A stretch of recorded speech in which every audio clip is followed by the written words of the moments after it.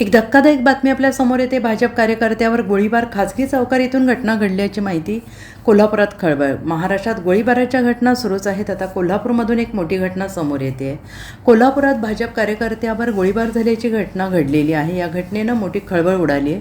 सूरज साखरे असं या कार्यकर्त्याचं नाव आहे. सूरज साखरे हा या घटनेत गंभीर जखमी झाला आहे.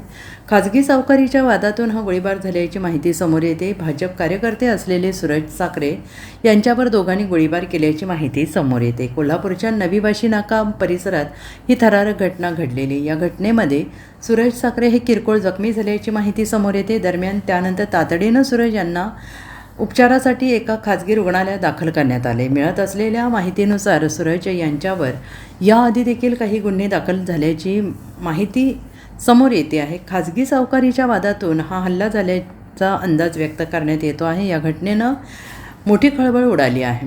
Bureau report, SBN Marathi.